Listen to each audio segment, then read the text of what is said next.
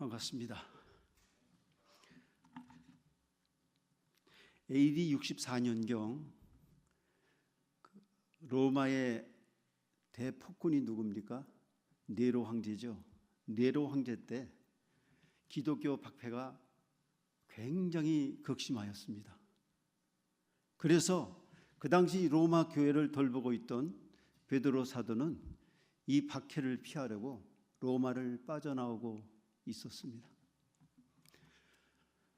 그런데 베드로 앞에 한 큰 빛, 밝은 빛이 앞에 비춰지는 거예요. 그리고 그 빛이 베드로에게 다가오고 있었습니다. 베드로가 그 빛을 보니까 예수 그리스도였습니다. 그래서 베드로는 그 자리에 엎드려 가지고 코바디스 토미네, 주여 어디로 가시나이까? 이렇게 여쭤봤습니다. 그러자 베드로와 같이 가던 젊은 하인 나자리우스라는 그 하인의 입을 통해서 이렇게 말씀하시는 겁니다. 나는 네가 로마의 나의 양떼들을 버리고 가므로 나는 십자가에 다시 못 박으러 로마로 들어간다. 이렇게 답을 했습니다. 베드로는 너무나 깜짝 놀라서 그때 하나님의 뜻을 깨달았습니다. 무슨 것을 깨달았을까요? 여기까지가 바로 그 코바디스라고 하는 1951년에 제작된 아주 감동스러운 영화의 한 장면입니다. 베드로는 그때 예수님을 만나고 깨달았어요. 자기가 어떠한 죽음으로 주님 앞에 보답을 할 것인지. 로마로 돌아와서 베드로 사도는 로마 교인들을 돌봤습니다. 그러다가 군병에게 붙잡혀서 십자가에 거꾸로 매달아 장엄하게 순교를 하였습니다. 복음이신 예수 그리스도를 위해서 자기의 생명을 바친 것이죠. 복음은 갈릴리에서 시작돼서 예루살렘으로 왔습니다. 예루살렘에서 로마로 갔습니다. 로마를 정복하고 다시 이 복음은 온 세상에 번져나갔습니다. 우리도 바로 이 복음 때문에 이렇게 우리가 오늘 예배를 드리고 주님 앞에 나의 주님이라고 고백할 수 있게 된 것입니다. 우리 예수님은 주로 갈릴리의 어부들을 제자로 삼았습니다. 대표적인 예수님의 제자가 누굽니까? 베드로와 안드레, 야고보와 요한. 이 사람들은 모두 갈릴리 바다에서 잔뼈가 굵은 어부들이었습니다. 예수님의 말씀과 많은 이적들이 바로 이 갈릴리 지역에서 이루어졌습니다. 그래서 갈릴리는 복음의 고향과 같은 곳입니다. 무엇보다도 제자들이 소명을 받고 사명을 깨달은 것이 바로 이 갈릴리였습니다. 여러분, 우리 원로 목사님께서 지난 부활절날 설교하셨던 내용 제목이 생각나십니까? 네? 어느 한 분이 말씀하시는데요. 갈릴리로 가자. 그 제목이었어요. 이 갈릴리는 어머니 품과 같은 사랑과 포근함이 서려 있는 신앙의 고향과 같은 곳입니다. 우리 주님 예수 그리스도께서 죽음을 이기시고 부활하신 후 하신 말씀이 갈릴리로 가라, 거기서 나를 만날 것이다 라고 하셨습니다. 낙심한 제자들이 갈릴리에서 다시금 사명을 깨닫고 믿음을 회복시키도록 하기 위한 것입니다. 그리고 그 다음 단계가 이제는 예루살렘입니다. 예루살렘이 로마와 세상 끝까지 전해야 하는 복음이 복음의 전파 동력 기지가 되어야 했기 때문입니다. 바로 이 예루살렘에서 제자들이 반드시 해야 할 일이 있었어요. 무엇이 되기 위해서? 복음의 전파 동력 기지가 되기 위해서 반드시 제자들이 그 예루살렘에서 해야 될 일이 있었습니다. 우리 주님은 부활하신 후 40일간을 세상에 계셨죠. 오늘 본문 3절에서 이렇게 말씀하고 있습니다. 그가 고난 받으신 후에 또한 그들에게 확실한 많은 증거로 친히 살아 계심을 나타내사 40일 동안 그들에게 보이시며 하나님 나라의 일을 말씀하시니라. 이렇게 되어 있습니다. 여기서 그라고 하는 분은 예수 그리스도이고 그들이라고 하는 것은 바로 제자들을 이야기하는 것입니다. 누가복음에 이어서 사도행전을 기록한 의사 누가는 복음의 이 전파 과정을 아주 세밀하게 기록을 하고 있습니다. 부활하신 예수님께서 세상에 머무신 40일 동안이라는 기간이 명시된 것은, 정확하게 명시된 것은 복음서가 아니라 사도행전입니다. 그런데 성경에서 이 40이라는 숫자는 뜻이 있어요. 40이라는 숫자의 뜻은, 40이라는 숫자의 뜻은 준비, 고난, 환난 이런 뜻이 있습니다. 그리고 어떤 주석을 보면은 이 40이라는 것에는 완벽이다 이런 뜻이 있습니다. 40이라는 말을 여러분이 아마 성경에서 많이 봤을 겁니다. 이 40일 동안 부활하신 예수님은 승천하시기 전에 다음과 같은 두 가지 일을 하셨어요.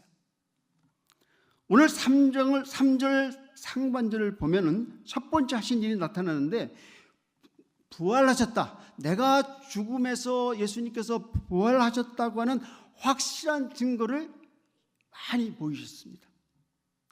만약에 우리 주님께서 그 부활하신 몸으로 그 간악한 가야바 제사장, 또 그 악독한 그 헤롯 안티파스 왕, 이 헤롯 안티파스 왕은 예수님을 희롱을 했어요. 희롱하고 멸시했습니다. 그리고 불법적인 판결을 내린 어리석은 빌라도 앞에 그 신령한 몸으로, 부활하신 몸으로 나타났으면 어떻게 되었을까, 그런 생각이 들기도 합니다. 지금도 그들의 영혼은 음부의 고통 속에서 극도의 후회를 하고 있을 것입니다. 제가 예전에 한번 설교할 때 그런 말씀을 드렸죠. 요한계시록을 제가 조금 연구했다. 그래서 저는 그런 것에 굉장히 관심이 더 높아졌는지도 모릅니다. 우리 주님은 세상의 권력자들이 아니라 연약한 자들에게 부활의 신령한 몸을 나타냈습니다. 누가 처음에 나타났습니까?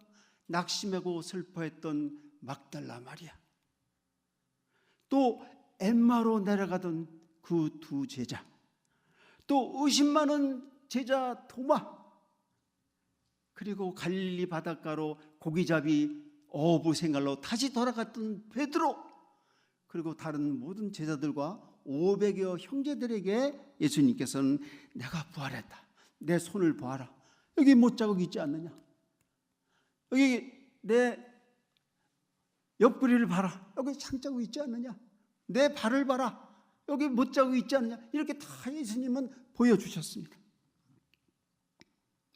두 번째 하신 일은 하나님 나라의 일을 말씀하셨습니다. 이게 3절 하반절에 되어 있는 말입니다. 하나님 나라라는 것은 예수님께서 공생을 하시면서 하셨던 모든 일의 주제가 하나님 나라였습니다. 그러면 하나님 나라의 일이라는 것이 무엇일까요? 하나님 나라의 일은 바로 복음을 증거하는 일입니다. 예수님께서 성육신 하신 목적이죠. 성육신, 하나님께서 인간의 몸을 입고 세상에 오신 게 성육신이죠. 이 하신 목적이 뭡니까? 온 세상에 복음을 증거해서 그 복음을 믿고 만민이 구원을 받게 하는 것, 이것이 예수님께서 내려오신 목적이에요. 여러분, 누굴 통해서 이 일을 하십니까? 누굴 통해서? 성경을 보면 제자들이라고 그럽니다. 제자들을 통해서. 이건 제자들을 통해서 하니까 나는 아니지. 아닙니다. 먼저 믿은 우리들을 통해서입니다. 그러므로 주님은 이렇게 말씀하셨어요. 마가복음 16장 15절에 너희는 온 천하를 다니며 만민에게 복음을 전파하라, 이렇게 말씀하셨습니다. 이 거룩한 일을 위해서 강한 자를 세운 것이 아닙니다. 권력 있는 자를 세운 것도 아닙니다. 오직 연약하고 보잘것없는 자를 세워서 일을 하시게 하셨습니다. 이제 40일이 지나갔어요. 부활하신 주님은 승천하시기 전에 감람산 언덕에 모인 사도들과 성도들에게 엄숙하게 당부의 말씀을 하신 것입니다. 주님께서 승천하시기 전에 이들에게 과연 무엇을 분부하셨을까요? 첫 번째,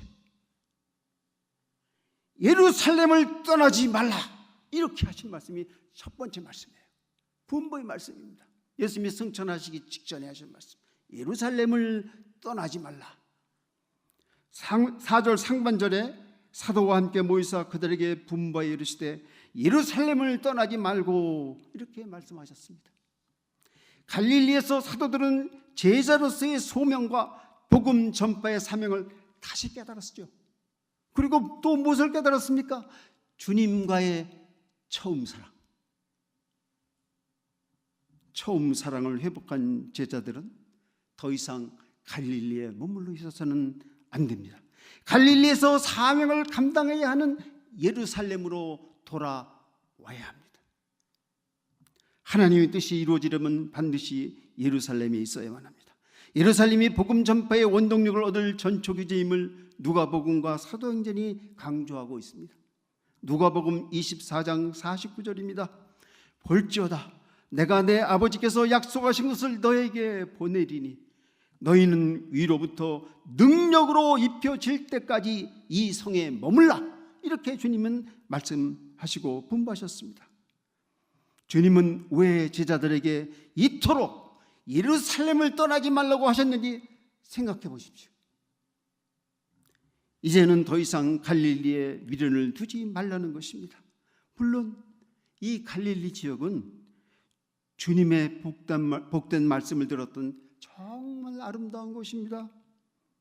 모여든 병자들을 거침없이 고쳐주시는 주님과 동행했습니다. 그리고 주님 품 안에 안겨서 식사하는 그러한 즐거움이 있는 곳이 갈릴리였습니다. 제자들을 위해서 주님이 손수 아침 식사를 차려주시고 생선도 구워주신 그런 아름다운 갈릴리 해변의 추억이 진하게 묻어있는 곳, 이곳이 갈릴리였습니다. 그러나 믿음이 회복되었다면 이제는 사명을 위해서 갈릴리를 떠나서 예루살렘에 와야 합니다. 예루살렘이란 어느 곳입니까? 예루살렘, 이것서 샬롬이라는 말이 이 안에 포함되어 있죠. 샬롬이 뭔가요? 평화, 평강. 바로 예루살렘은 평화의 터, 또 평강의 기둥, 이런 뜻이 있습니다. 실제로 지금 예루살렘은 이게 과연 평화의 땅인가, 평화의 터인가 라고 생각이 들 정도로 현재 예루살렘은 좀 그렇습니다. 그러나 거기에 또 주님의 큰 뜻이 있는 것입니다. 주님께서 엄청난 고난을 받으시고 처절하게 죽임을 당한 곳도 예루살렘입니다. 하지만 그 죽음을 이기시고 부활하신 거룩한 도성이 있는 그 예루살렘, 다윗성에 있는 유대인의 자부심과 긍지가 있는 설에 있는 곳이기도 합니다. 또 예루살렘은 무엇이 있습니까? 솔로몬 성전이 있는 곳입니다. 유대인이라면 매년 3번씩 성전에 와서 하나님께 제사를 드려야 하는 신성한 곳이 예루살렘입니다. 이곳에 제자들은 모여서 놀라운 하나님 나라의 일을 본격적으로 시작해야 합니다. 주님은 예루살렘을 떠나지 말라고 분부하신 것입니다. 그렇다면 예루살렘을 떠나지 말고 여기서 예루살렘에서 무엇을 하라고 하셨나요? 그것이 두 번째입니다. 두 번째, 약속하신 성령을 기다리라고 하십니다. 약속하신 성령. 본문 4절 후반절입니다. 내게서 들은 바 아버지께서 약속하신 것을 기다리라. 예수님은 공생의 기간 동안 제자들에게 하나님 아버지의 약속하신 것, 즉 보혜사 성령님에 대해서 말씀하셨어요. 요한복음 16장 13절에 그러나 진리의 성령이 오시면 그가 너희를 모든 진리 가운데로 인도하시리니, 바로 진리의 성령님이 오셔야 되기 때문에 예루살렘을 떠나지 말라고 한 겁니다.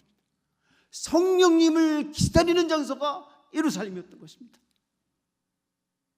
성령님께 완전히 사로잡혀야 주의 일을 감당할 수가 있습니다. 이 말을 반대로 생각하면 성령님으로 사로잡히지 않은 사람은 주의 일을 감당할 수가 없습니다. 미국의 D.L. 무디 목사님만큼 이 기독교를 부흥시킨 인물도 드뭅니다. 그는 D.L. 목사님은 초등학교 밖에 나오지 않으셨어요. 학력이 초등학교입니다.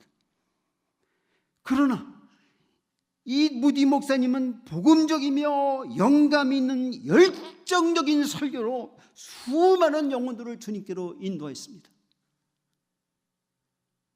집회가 있을 때마다 은혜를 받으려고 모이던 사람들이 인산인해를 이루었습니다. 한 지역에서 이 무디 목사님을 초청해서 이제 전도 집회를 가지려고 준비 모임을 가졌어요. 그때 그 모임 가운데 어떤 젊은 목사님이 벌떡 일어나서 왜 강사로 무디 목사님만 고집하십니까? 그 목사님 외에는 설교자가 없단 말입니까? 그분이 성령님을 독점이라도 했단 말입니까? 라고 볼멘 소리로 말했습니다. 그러자 존경을 받는 원로 목사님이 조용히 웃으시면서 말씀하셨어요. 무디 목사님만이 성령님을 독점하는 것은 아니겠지요. 그러나 분명한 사실이 있습니다. 그것은 성령님께서 이 시대에 무디 목사님을 독점하고 계신다는 사실입니다. 이 말을 하자 순간 장례에서는 박수갈채가 터져나왔어요. 성령님이 오신다는 말씀은 이미 오래전에 요엘 선지자를 통해서 전해졌습니다. 요엘 2장 28절입니다. 그 후에 내가 내 영을 만민에게 부어주리니 너희 자녀들이 장래일을 말할 것이며 너희 늙은이는 꿈을 꾸며 너희 젊은이는 이상을 볼 것이며, 이렇게 되어 있습니다. 하나님의 영을 만민에게 부어주신다고 하셨습니다. 삼위일체 하나님의 한 위격이신 보혜사 성령님을 보내주신다 하십니다. 그 성령님을 기다리라는 것이 바로 주님의 분부입니다. 성령님은 우리에게 무엇을 베풀어 주실까요? 오늘 본문 5절에 이런 말씀이 있습니다. 요한은 물로 세례를 베풀었으나 너희는 몇 날이 못되어 성령으로 세례를 받으리라 하셨느니라. 성령 세례는 성령님이 우리 마음속에 강하고 확실하게 임하는 것입니다.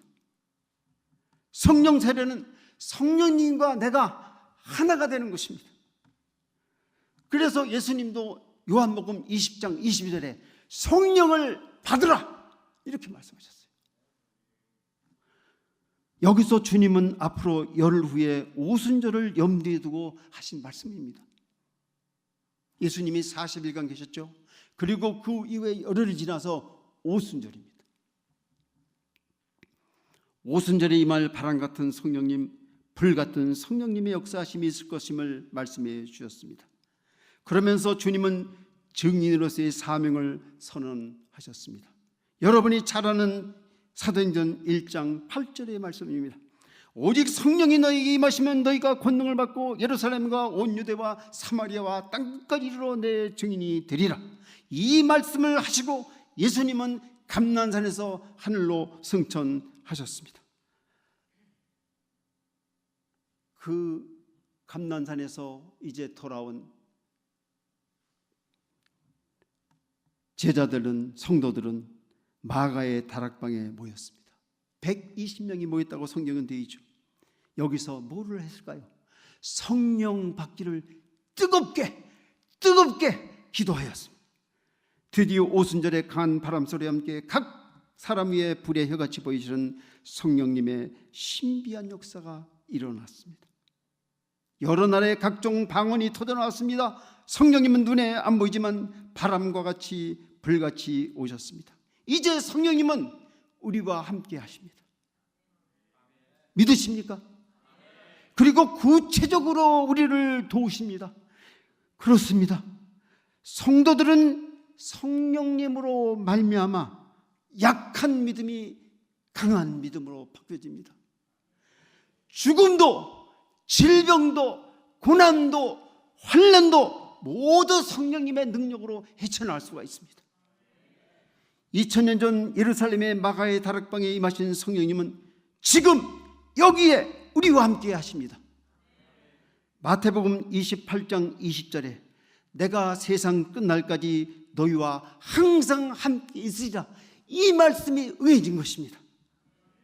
예수 그리스도를 구주로 시인하고 마음에 영접하면 성령님의 세례를 받게 됩니다. 그 다음부터는 지속적으로 성령님으로 충만해야 능력 있는 증인의 삶을 살 수 있게 되는 것입니다. 사랑하는 금천교회 성도 여러분, 예루살렘을 영적으로 해석하면 우리가 속해 있는 교회, 금천교회입니다. 교회를 한번 정하여 등록되면 그곳에 뿌리를 내려야 합니다. 저도 목사 되기 전에 한 교회를 40년 섬겼습니다. 20대 교회에 등록을 하고 거기서 집사, 안수집사, 장로 40년을 보내고 목사가 되니까 이제 이름이 싹 빠져요.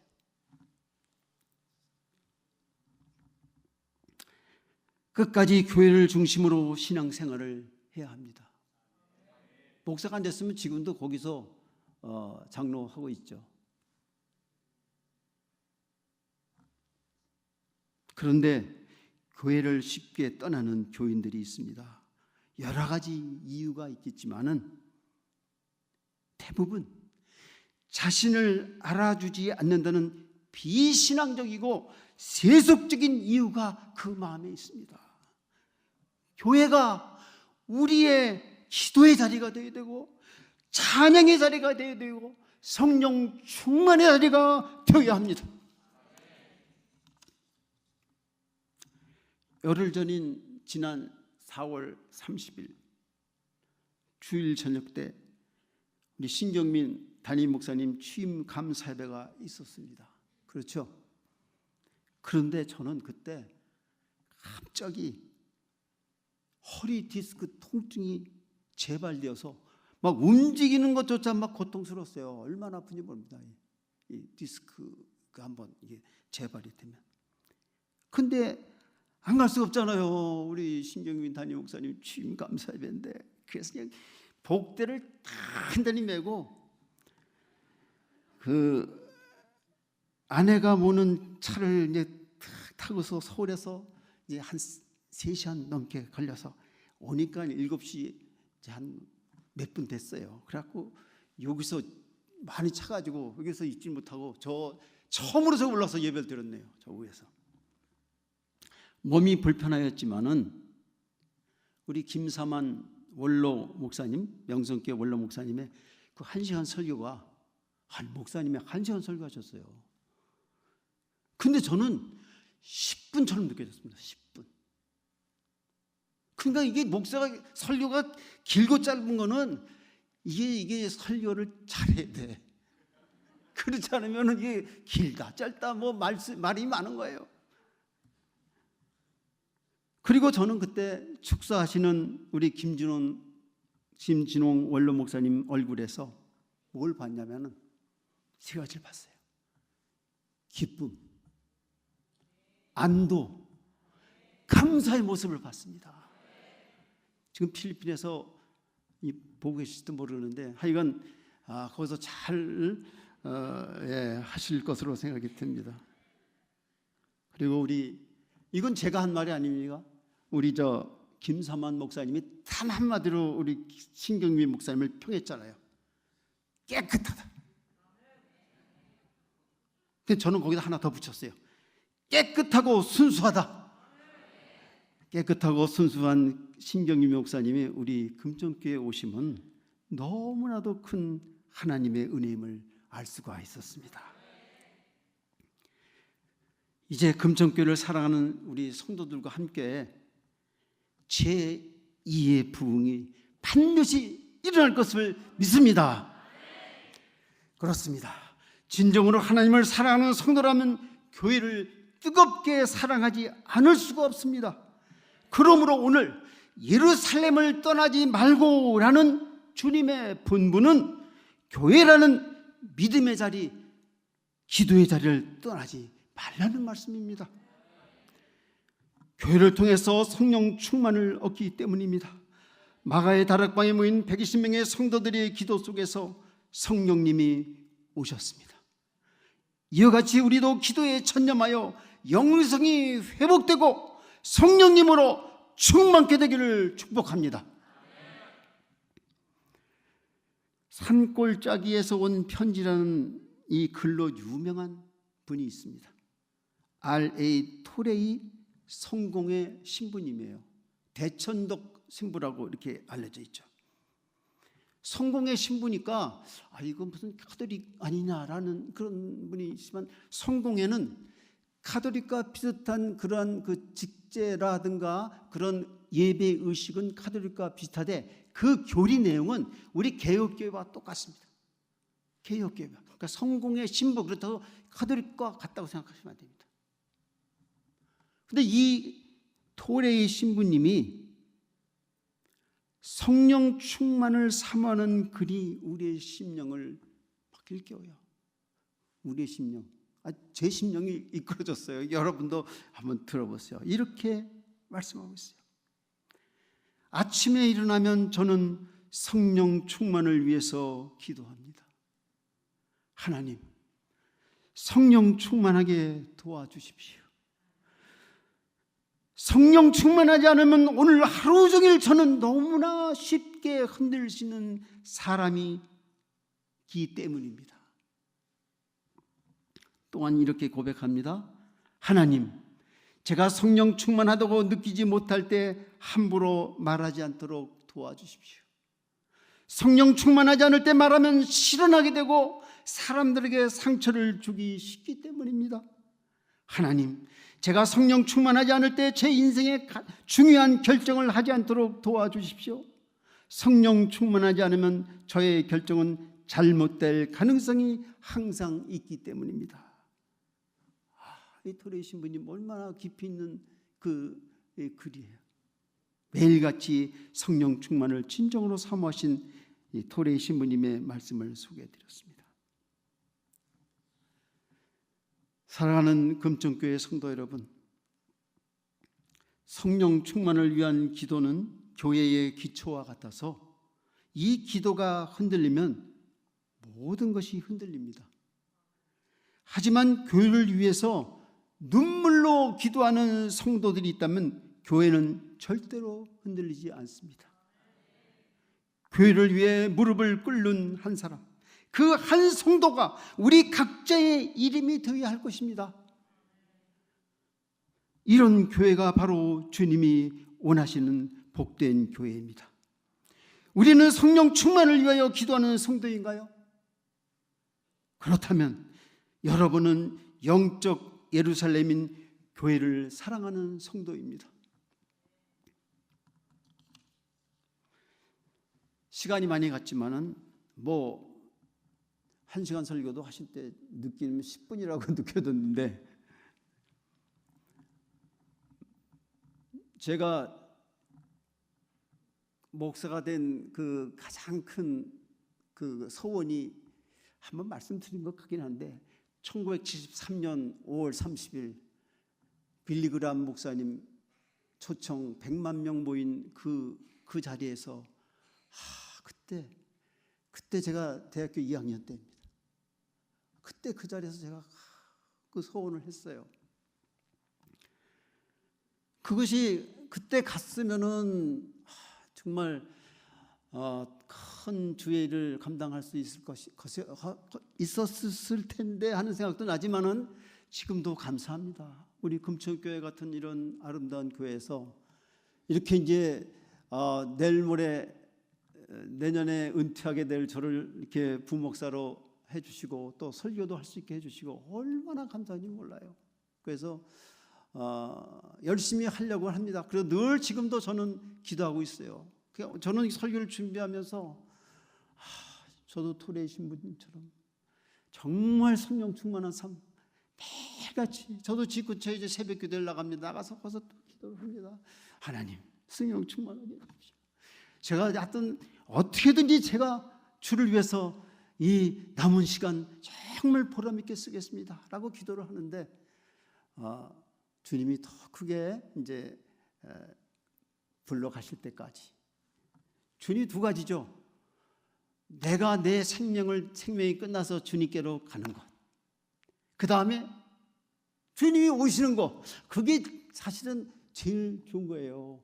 주님이 오늘 밤 구름 타고 오시면서 천군 천사와 함께 오시면서 얼마나 그게 첫 번째고, 두 번째는 원래가 내 목숨이 다할 때까지 주를 위해서 충실하다가 주님 앞에 가는 것, 그게 두 번째입니다. 이제 설교를 마치려고 합니다. 갈릴리에서 만났던 부활하신 예수님은 40일이 지난 지금 제자들에게 예루살렘을 떠나지 말라고 하셨습니다. 그리고 하나님께서 약속하신 성령님을 기다리라고 하셨습니다. 열흘이 지나 오순절에 드디어 보혜사 성령님이 기도하는 제자들과 성도들 위에 임하셨습니다. 교회가 시작된 것이죠. 이제는 날마다 성령 충만한 삶을 살아가야 합니다. 날마다 성령. 우리 이 수요일 이 밤에 이 8시에 이 밤중에 여러분 나와서 하는 것이 그냥 왔다 가면 안 됩니다. 성령 충만 받고 가야 됩니다. 성령 충만 너무나 중요한 것입니다. 5월 네 번째 주일 5월 28일이 바로 성령 강림 주일입니다. 우리 모두 영적 예루살렘인 우리 금천교회를 더욱 사랑하시기를 소망합니다. 교회 안에서 뜨겁게 기도하시는 모든 성도님들 머리 위에 성령 충만의 은총이 가득하시기를 축복합니다. 아멘. 기도하겠습니다. 하나님 아버지, 은혜를 감사합니다. 여기 주님 앞에 모인 주님의 귀한 백성들에게 성령 충만함을 허락하여 주시옵소서. 성령님의 인도하심에 따라 살아가는 저희들 되게 도와주시고, 성령님의 인도하시는 대로 모든 어려움들을 다 극복하고 이길 수 있도록 도와주시옵소서. 감사올 때마다 예수님 이름으로 기도하옵나이다. 아멘.